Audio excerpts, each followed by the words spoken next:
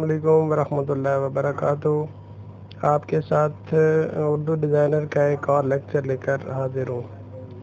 सबसे पहले गुजारिश है कि आसिम ऐशवन डिजिटल चैनल को जिसने अभी तक सब्सक्राइब नहीं किया तो वो सबसे पहले चैनल को सब्सक्राइब कर लें और साथ में लगे बेल आइकन को भी प्रेस कर लें ताकि आपको एंड टाइम जो है वो अपडेट मौसूल होती रहे और जो भी नेक्स्ट हमारी वीडियो आती है वो सबसे पहले आपको मिले और आपको नोटिफिकेशन आ जाए। चलते हैं जी आज के लेक्चर की जानिब। और आज हम सीखेंगे कि किसी भी डिज़ाइन के अंदर किसी पिक्चर को कैसे इंपोर्ट कर सकते हैं और उसमें हम कौन कौन से टूल्स को यूज़ कर सकते हैं। इसके अलावा हम पिक्चर का बैकग्राउंड कैसे ख़त्म कर सकते हैं। सबसे पहले आप आएंगे न्यू डिज़ाइन में आने के बाद आपने गैलरी पिक के ऑप्शन को क्लिक करना है और अपनी गैलरी में से कोई एक तस्वीर जो आपने लगानी है उसको उठा लें। तो ये तस्वीर यहाँ पर आ चुकी है। अब इस तस्वीर के साथ हम क्या कुछ कर सकते हैं यहाँ पर बेसिक मैं अभी यहाँ तक आपको सिखाऊंगा, फिर आगे साथ में जाकर जो एडवांस लेवल पे हम चीज़ें जाएंगे जब हम डिज़ाइनिंग करेंगे तो उसमें आपको साथ साथ बताता जाऊँगा। सबसे पहले ये तस्वीर यहाँ पर आ गई। तस्वीर के ऊपर क्लिक करेंगे तो ये आपके पास कुछ जो है सर्कल इसके राउंड आ गए।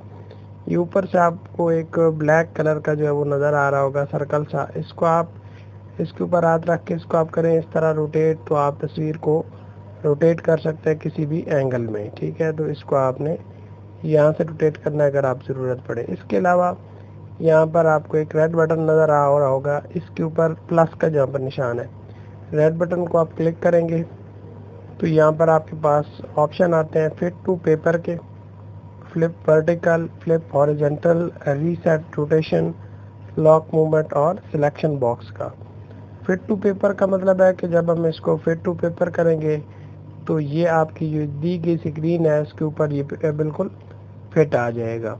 ठीक है, ये फिक्स जो है आपकी उस स्क्रीन के अंदर फिट आएगा। तो इसको आप यहाँ से ये वाला ऑप्शन यूज़ करके कर सकते हैं। ये ख़ास तौर पे जब आपने किसी चीज़ को बैकग्राउंड में लगाना हो तो फिर बैकग्राउंड के तौर पर यूज़ होता है। चूँकि अभी मुझे इसके ऊपर मज़ीद काम करना है तो उसको मज़ीद देखते हैं। ये हो गया। इसके बाद जो है वो फ्लिप वर्टिकल है। फ्लिप वर्टिकल क्लिक करेंगे तो आपकी तस्वीर उल्ट हो जाएगी। ठीक है, ये वर्टिकली रोटेट हो जाएगा। मैं इसको दोबारा कर देता हूँ ओरिजिनल हालत में। इसके अलावा फ्लिप हॉरिजेंटली फ्लिप करेंगे तो इसकी डायरेक्शन चेंज हो जाएगी। ठीक है, जो आपकी तस्वीर है उसकी।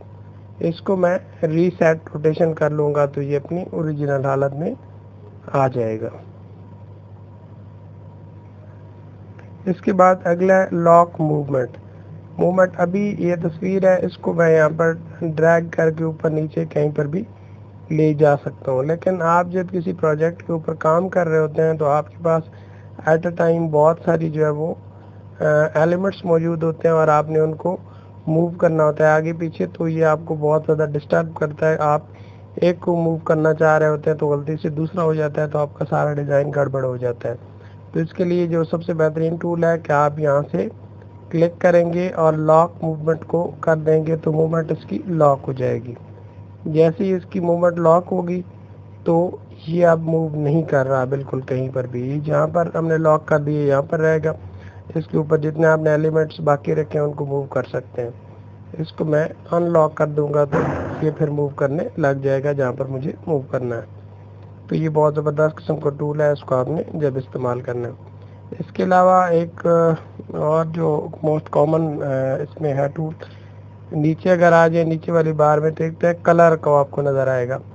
कलर में क्या होता है कि आप जब इसके ऊपर क्लिक करते हैं तो आपकी तस्वीर का कलर पूरा ही चेंज हो जाता है।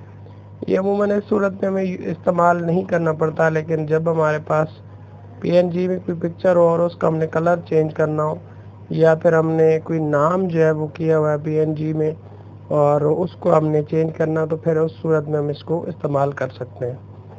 ठीक है, इसके बाद अगला ऑप्शन जो आखिरी ऑप्शन इस पर ये नज़र आ रहा है क्रॉप का। इसको मैं आपको थोड़ा इस्तेमाल करके दिखा देता हूँ।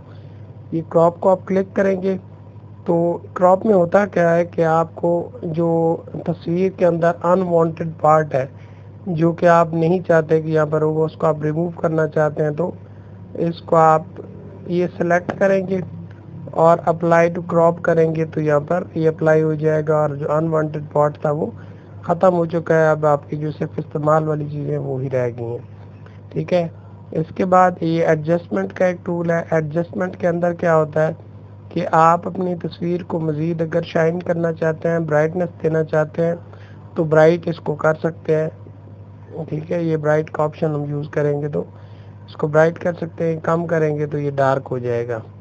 कंट्रास्ट है, इसका कंट्रास्ट बढ़ाना चाहते हैं तो ये कंट्रास्ट का ऑप्शन मौजूद है, इसका आप यूज़ कर सकते हैं। इसके अलावा सैचुरेशन है, सैचुरेशन करेंगे तो इस तरह से इसकी मज़ीद चीज़ें जो आप करना चाहते हैं उस पर हो जाएंगी, सैचुरेशन में जो आती हैं।